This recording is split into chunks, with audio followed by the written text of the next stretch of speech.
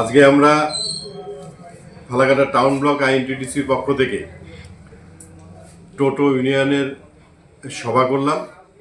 আমাদের এই সভায় মূল উদ্দেশ্য ছিল আমাদের বাংলার মামাটি মানুষের সরকার তথা বাংলার নেত্রী মুখ্যমন্ত্রী মমতা বন্দ্যোপাধ্যায় এবং পরিবহন মন্ত্রী স্নেহাশিস চক্রবর্তীর যে সহযোগিতা টোটোওয়ালাদের পক্ষে, যে আমরা টোটো চালকরা বিভিন্ন বিগত বছর থেকে যে অবৈধ ছিলাম, আজকে সেই গত 9 অক্টোবর একটা সার্কুলার জারি করে আমাদের সরকার যে টোটোওয়ালাদের রেজিস্ট্রেশন দেওয়া হবে, অর্থাৎ এনরোলমেন্ট নাম্বার দেওয়া হবে।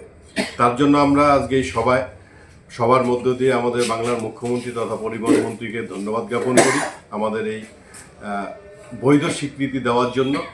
তার পাশাপাশি আমরা যেহেতু টোটো চালকরা গরিব মানুষ, খুব অল্প সঞ্চয়ের মধ্য দিয়ে তাদের পরিবার পরিচালিত করতে হয়, তাই মানবিক মুখ্যমন্ত্রী মমতা বন্দ্যোপাধ্যায়ের কাছে আমাদের আবেদন টোটো ইউনিয়নের পক্ষ থেকে যে যেই অ্যামাউন্টটা ধার্য হয়েছে, যে অর্থটা, সেটাকে যদি কমানো যায় এবং এমবিআইয়ের পক্ষ থেকে ফালাকাটা, যেহেতু এমবিআইয়ের অফিস নেই, এমবিআইয়ের পক্ষ থেকে ফালাকাটা এসে ক্যাম্প করে প্রত্যেকটা টোটো চালককে যেন রেজিস্ট্রেশনের ব্যবস্থা করে দেয়।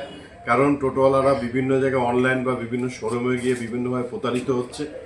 যেটা নির্ধারিত হবে সেই অর্থের মধ্য দিয়ে প্রশাসনিকভাবে এমবিআই ফালাকাটা এসে ক্যাম্প করুক, সেই দাবি আমাদের থাকছে।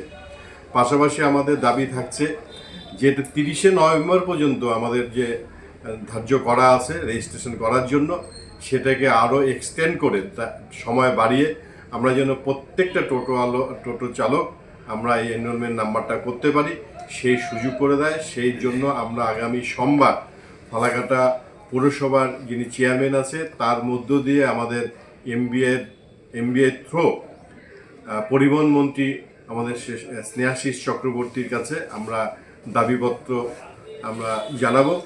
আজকে সেই বিষয়ে আমরা সহমত হয়েছি। আমরা প্রত্যেকটা টোটো চালককে ধন্যবাদ জানাচ্ছি এবং পুনরায় আমাদের বাংলার মুখ্যমন্ত্রী মমতা বন্দ্যোপাধ্যায় মামাটি মানুষের সরকারকে ধন্যবাদ জানিয়ে আমরা আজকের এই সভা শেষ করেছি।